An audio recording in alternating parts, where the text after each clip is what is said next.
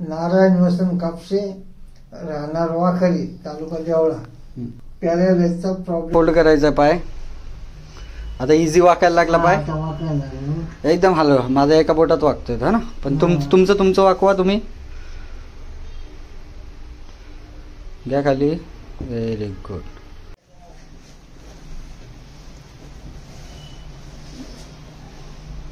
काय वाटतं पायाला आता बघा. हा अडकून जायचा. आता हा आता मोकळा वाटतं. आता असं वडू वरती करून बघा. आता वाकवून बघा त्याला. अरे वा, पूर्ण पाय मोकळा झाला तुमचा. तर मग आता चालता येते. या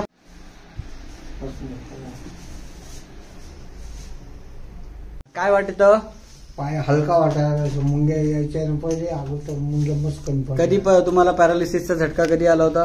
9 महिने झाले. आता पायाला मग काय होत होतं पॅरालिसिस नंतर?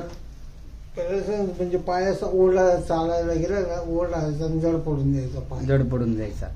व्यवस्थित फॉलोअप घ्या. व्यवस्थित तुमचं बोबडी पण वळते. तुमच्या चेहऱ्यासाठी तोंडासाठी पण मी सगळ्या गोष्टी सांगेन तुम्हाला.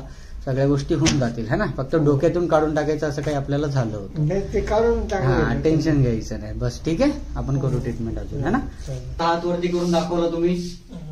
किती वरती होतं? सरळ होतं. अजून खाली घ्या. पहिले किती व्हायचा? पहिले असं वाकून वरती जायचं. आता सरळ करा वरती. ओके, आता पूर्ण स्ट्रेट चाललाय हा वरती है ना.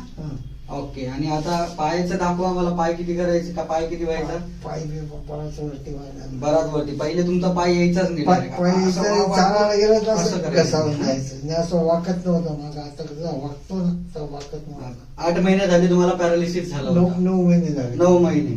आणि असा फरक तुम्हाला आता भेटलाय तुम्हाला समोर है ना.